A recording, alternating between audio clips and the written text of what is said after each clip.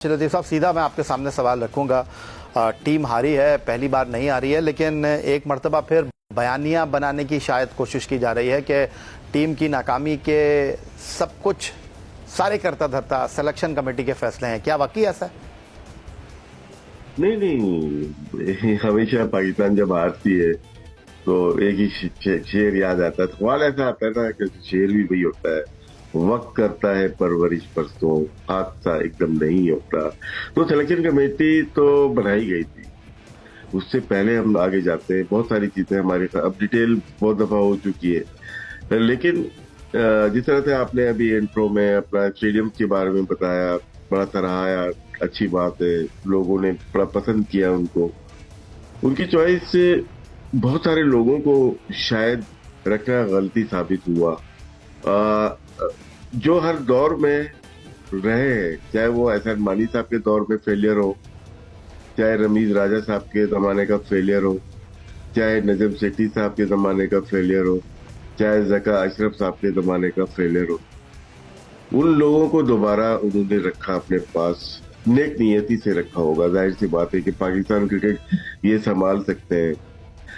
दो लोगों ने इसमें आने से मना कर दिया, अपनी जाती मजबूरी कह लें या जुर्रतमंदाना फैसला कह लें, या और कोई नाम दे सकते हैं। उसमें यूनुस खान थे और एक शोएब अख्तर थे, जो कि जाहिर सी बात है इस सिस्टम का हिस्सा ना पहले बनना चाहते थे और ना अब बनना चाहते हैं।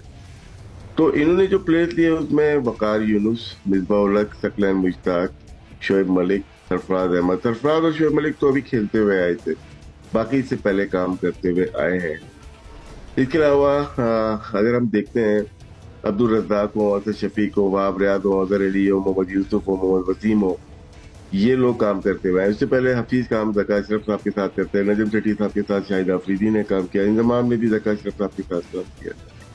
ये हमारी कोर है, जो सिलेक्शन में भी थी, कोचिंग में भी थी, मेंटोरिंग में भी थी।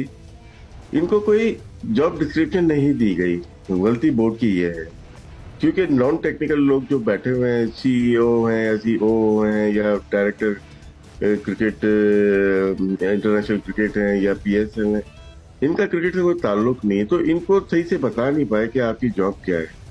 और ये एक और आपको चीज बताता जाऊं, ये जो सारे टीवी पे बैठ गए ना, इसमें भी यूनुस खान का हाथ था। जब उन्होंने साइन करने जा रहे थे वो, तो इन्होंने पूछा उनसे कि आप क्यों नहीं आ रहे। बोले यार मैं पूरे टाइम नहीं दे सकता। यूनुस ने कहा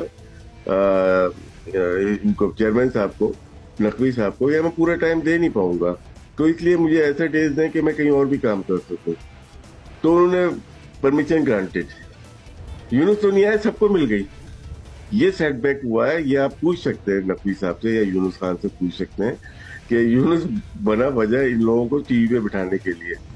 लेकिन इनको खुद सोचना चाहिए था कि यार नहीं, हमें एक जॉब करनी चाहिए, दूसरी जॉब पे तनकीद होगी।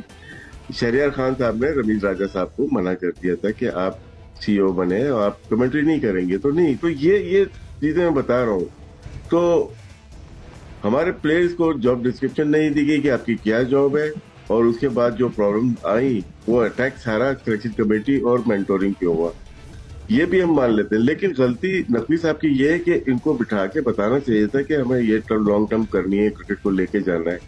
इसमें ये देखें, हम अब यही टीवी पे बैठ के क्रिटिसाइज कर रहे हैं रिजवान को और शाहीन को।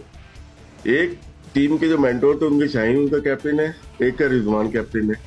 तो आपने क्या सिखाया उनको क्या बताया, और उनको बैठ के आप टीवी के ऊपर उनको बैशिंग कर रहे हो।